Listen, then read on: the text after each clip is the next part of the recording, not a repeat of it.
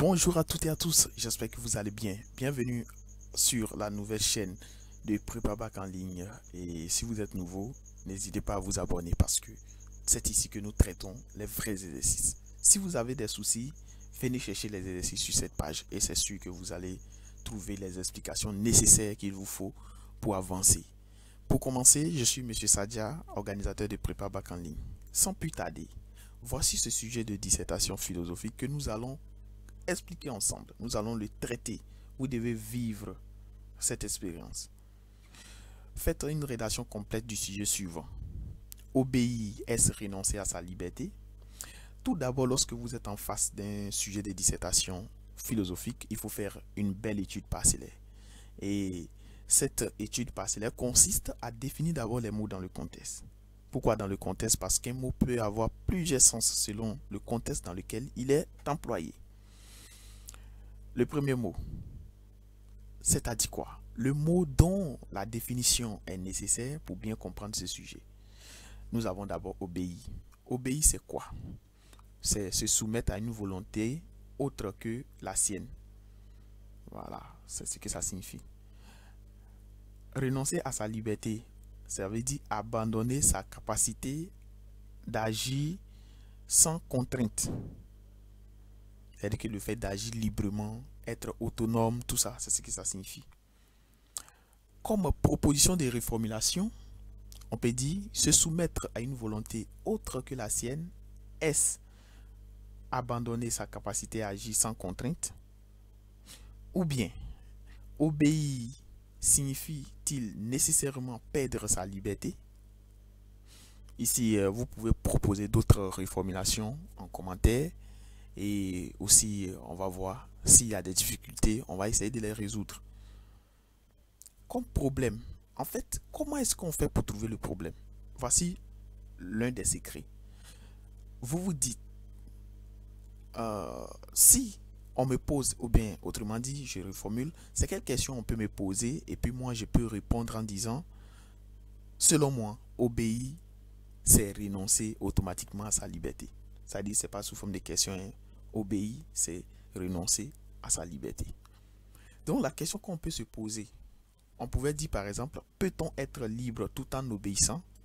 Oui, on peut être libre tout en obéissant. Ou bien non, on peut ne pas être libre en obéissant parce que celui qui obéit renonce automatiquement à sa liberté.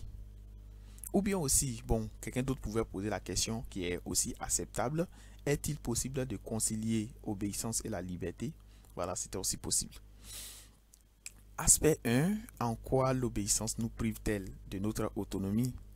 Cependant, la vraie liberté ne consiste-t-elle pas à obéir? Est-ce que c'est pas en obéissant même qu'on devient libre? Voilà, vous allez découvrir tout à l'heure. Vous aurez des arguments nécessaires qu'il vous faut pour bien comprendre ce sujet. Tout d'abord, veuillez vous abonner pour ne pas rater les prochaines publications. Veuillez partager cette vidéo pour aider aussi les autres à bien comprendre. Et n'hésitez surtout pas à vous inscrire au Prépa-Bac en ligne si vous avez encore des difficultés. Que ce soit un candidat libre, que vous soyez un candidat libre ou bien un candidat officiel, nous sommes là pour vous aider, pour vous expliquer les exercices nécessaires. Donc n'hésitez pas à nous écrire sur WhatsApp. On va commencer la rédaction de ce sujet. Et je rappelle que dans l'introduction, on doit avoir une perspective générale qui peut être une définition ou bien une citation ou bien un débat, un constat ou bien on peut combiner certains de ces éléments. Ici, obéir est renoncer à sa liberté. On pouvait commencer, c'est un exemple d'introduction que je propose. On peut commencer l'introduction par cette citation de Jean-Jacques Rousseau en disant ceci. L'obéissance à la loi qu'on s'est prescrite est liberté, affirmait Jean-Jacques Rousseau dans Du contrat social. Donc, généralement dans les rédactions, ou bien lors d'une rédaction, il faut bien souligner le titre des œuvres, c'est très important. Par cette position, le philosophe, ou bien même ce philosophe, suggère que l'obéissance, loin d'être incompatible avec la liberté, peut en être une condition. Voilà, je reformule. Par cette position, ce philosophe suggère que l'obéissance, loin d'être incompatible avec la liberté, peut en être une condition. Pourtant, la liberté elle-même se définit comme la capacité de choisir et d'agir selon sa propre volonté. Donc ça veut dire que déjà il y a deux idées contradictoires. Jean-Jacques Rousseau lui va dire qu'il faut obéir à une loi pour être libre, alors que la liberté elle-même, c'est la capacité d'agir sans contrainte. Ainsi, c'est partant de ces idées contradictoires que naît le problème suivant. Donc, on va insérer le problème. Peut-on être libre tout en obéissant aux règles et aux contraintes extérieures? Les réponses à cette interrogation seront axées sur les aspects suivants. En quoi l'obéissance nous prive-t-elle de notre autonomie? Cependant, la vraie liberté ne consiste-t-elle pas à obéir? Et lorsqu'on finit l'introduction comme ça, bon, pour certains, ils peuvent sauter 2 lignes, 1 ligne, c'est pas mal. Voilà, c'est la même chose. Sauf que qu'il ne faut pas coller les deux en même temps, le développement avec l'introduction. Et l'introduction doit être bien faite. Disons, je répète, l'introduction doit être bien faite de sorte que qu'on puisse avoir, disons, l'envie de continuer à lire votre sujet, votre travail. Sinon que si vous faites une introduction bizarre, peut-être même que la correction de votre exercice prendra fin à partir de l'intro dedans. Donc l'introduction est très nécessaire. Vous devez faire tout possible pour attirer l'attention du correcteur. Et l'introduction se fait d'abord au brouillon avant d'être mise au propre. Si vous faites l'introduction directement au propre, c'est sûr que vous aurez du sérieux problème. Et surtout, utilisez de belles écritures. Voilà, l'écriture compte aussi à l'examen.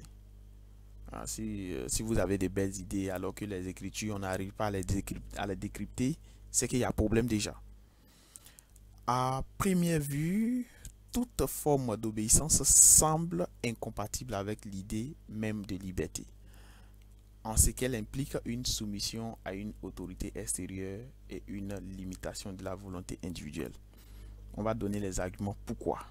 D'abord, l'obéissance repose souvent sur la peur et non sur la volonté libre. Ça veut dire quoi? On obéit souvent parce qu'on a peur.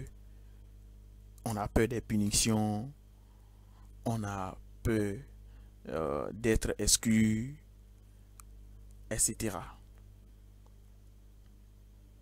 Donc, dans ce contexte, il y a Spinoza qui va dire « Celui qui agit par crainte n'agit pas librement ».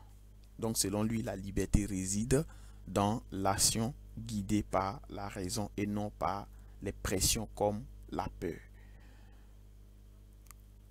Deuxièmement, vous voyez que j'utilise des connecteurs logiques pour, en tout cas, bien structurer mon devoir.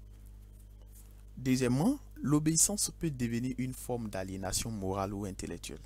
Ça veut dire quoi? Obéir sans réfléchir, sans exercer son jugement, revient à renoncer automatiquement à son autonomie de pensée.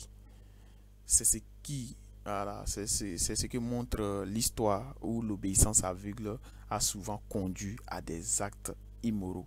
Donc, l'individu devient alors un simple exécutant et perd son statut de libre et responsable.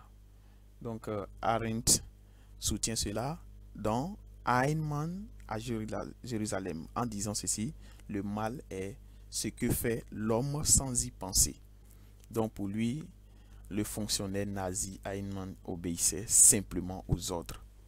Donc ce type d'obéissance mécanique sans jugement critique détruit la liberté morale et la responsabilité individuelle. De plus, l'obéissance empêche l'exercice critique de la raison. Ça veut dire quoi? La soumission, notamment dans un système hiérarchisé ou dogmatique, peut inhiber la réflexion personnelle, dont le respect automatique des règles ou des traditions conduit à l'acceptation passive de l'ordre établi, sans remise en question possible. Cela tue l'esprit critique qui est pourtant un fondement de la liberté. Donc Kant n'a pas tort quand il dit « Sappertod est le courage de te servir de ton propre entendement. » Donc qu'est-ce que les lumières? Donc pour lui, l'obéissance aveugle est donc une forme d'ignorance volontaire et de raison et de renoncement à la liberté de penser. Donc, on va faire une petite transition. Tout d'abord, je tiens à vous rappeler qu'il faut s'abonner maintenant pour ne pas rater les prochaines publications. Il faut partager aussi cette publication pour aider les autres. Voilà. Et vous pouvez m'écrire aussi sur WhatsApp au plus 225 07 57 56 26 91 pour participer au prépa bac en ligne. Donc, retenons de ce qui précède que l'obéissance peut être comme un frein à notre autonomie, dans la mesure où l'on devient une marionnette au cours de son existence. Cependant, la vraie liberté ne consiste-t-elle pas à obéir? Voilà, là, on va montrer maintenant que pour être libre, il faut obéir. Voilà. Donc d'abord, obéir à des lois justes garantit la coexistence des libertés individuelles. Donc dans une société bien ordonnée, l'obéissance à la loi commune est ce qui permet à chacun de jouir de sa liberté sans empiétiner sur celle des autres. Donc la loi limite les abus mais protège les droits. Obéir à ces règles communes, c'est contribuer à un ordre qui rend la liberté possible. Donc Montesquieu soutient cela dans l'esprit des lois en disant la liberté consiste à pouvoir faire tout ce que les lois permettent. Donc pour lui, la loi n'est pas une ennemie de la liberté, mais sa condition. Sans loi, il y a le chaos ou la tyrannie. Donc ici, pour ce premier argument, par exemple, je pouvais utiliser la citation qui a été citée ici, ici. L'obéissance à la loi qu'on s'est prescrit la liberté de Jean-Jacques Rousseau. Mais le problème est que j'ai déjà utilisé cette citation, donc il ne sera pas agréable d'utiliser la même citation ici. Voilà. Outre cela, se soumettre, c'est s'élever au-dessus des désirs et accepter et accéder à la liberté intérieure. Donc cela traduit que la liberté véritable n'est pas de faire ce que l'on veut à tout moment, mais de se maîtriser soi-même. Voilà. Donc en obéissant à sa raison plutôt qu'à ses passions, l'individu s'affranchit de ses pulsions et devient maître de lui-même. Donc Spinoza soutient cela dans Éthique en disant « Est libre celui qui vit selon la conduite de la raison ». Donc pour lui, l'homme libre est celui qui agit en suivant la nécessité de la nature rationnelle. En obéissant à la raison, il n'est pas contraint, il se réalise pleinement. Enfin, l'obéissance aux principes religieux peut libérer l'homme de ses passions et l'élever spirituellement. Donc c'est ça, hein? Quand on obéit souvent aux principes religieux, voilà, on est libre spirituellement, tout ça. Donc Saint Augustin dit, servir Dieu, c'est régner dans la cité de Dieu. Obéir à une loi divine juste, c'est se libérer du chaos intérieur et vivre en accord avec une vérité supérieure. On a presque fini. Si vous avez encore des difficultés, n'hésitez pas à écrire en commentaire. N'hésitez pas à venir participer aussi au Prépa Bac en ligne. N'hésitez pas aussi à vous abonner à cette nouvelle chaîne de Prépa Bac en ligne pour recevoir au fur et à mesure quelques sujets bien corrigés. En somme, il ressort de cette analyse que le fait de se soumettre,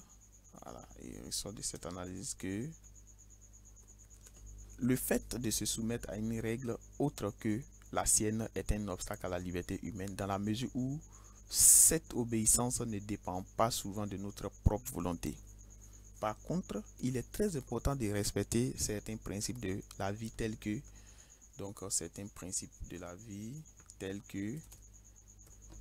les lois, les coutumes pour le bien-être collectif. Pour nous devons respecter les normes qui favorisent l'harmonie sociale tout en rejetant celles qui semblent mauvaises. Et on a fini. Merci d'avoir suivi la vidéo du début jusqu'à la fin. Et on vous attend au Prépa Bac en ligne. N'hésitez pas à vous abonner et à partager cette belle vidéo pour aider aussi les autres. À très bientôt.